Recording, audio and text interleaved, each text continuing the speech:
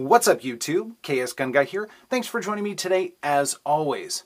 So it's been a few weeks now since Glock introduced the Generation 5, 19, and 17 to the market. And that's given all of us, certainly on YouTube, an opportunity to not only review the guns, but start comparing them to some of the different offerings out there. I've done it as well. I've got a review on both the 17 and the 19, as well as an If I Could Only Have One with the CZ P10C. Be sure to check those videos out.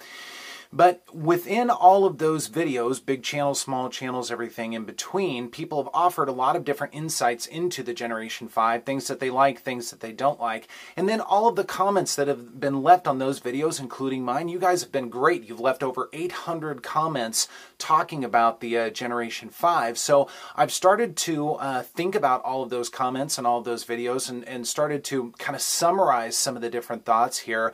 I'll certainly share those at a later time, but it got me thinking about something. So I've got an interactive video for you guys today, and it's a question video, and the question really is, what exactly is it you're looking for?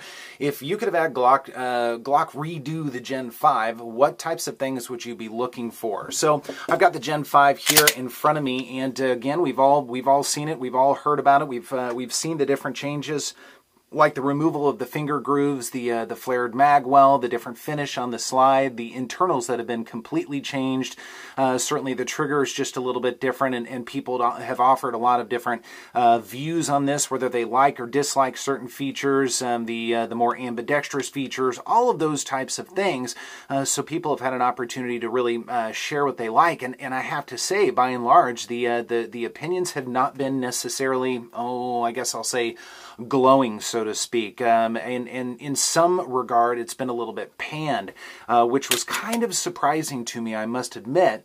So I started to think, what exactly is it you're looking for in this? Were you looking for something like this Glock 19 Gen 4 FS model? This is the front serration model that came out earlier this year, which also is a bit perplexing to me. Why did Glock introduce basically a 4.5, if you will, right before they introduced the Gen 5, and they didn't carry the features forward on the other one? Now some people say, who cares? And I get that, so to speak, but why didn't they just go ahead and carry the features forward? So were you looking more for something like this, or were you potentially looking for something like this compensated model? Now I know it doesn't have the ported barrel in it right now. I'm playing around with a couple of different things, but for testing, of course, I'll be using the ported barrel. So were you looking for a feature like that, or were you looking for a Glock that you could just trick out to some degree or another? Basically, every internal part in this gun right now is aftermarket. There's hardly anything left except for the recoil spring, and that's about it. So what exactly is it you're looking for there? And that really is the question of the day. If you could have Glock redo everything and start over with the Gen 5, what is it are you looking for to satisfy you? Because let's face it, guys, Glock is an extraordinarily popular brand of firearms, whether you like them or not. And I've certainly been a fan of Glock over the years. You probably could have called me a fanboy a few years ago. That's not really the case anymore. I love all guns, so I'm sort of a gun fanboy, and there are so many other fantastic options or offerings out there from different manufacturers. So again, what does Glock have to do to earn back or earn everybody's admiration again? So once again, that's the question of the day. If you could do it over again with the Gen 5, what exactly would you like to see?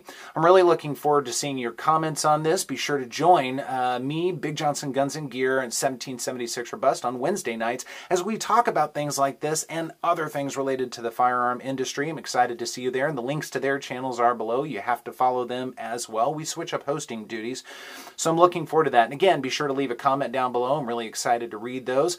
Otherwise, thanks so much for joining me today, and I will see you next time.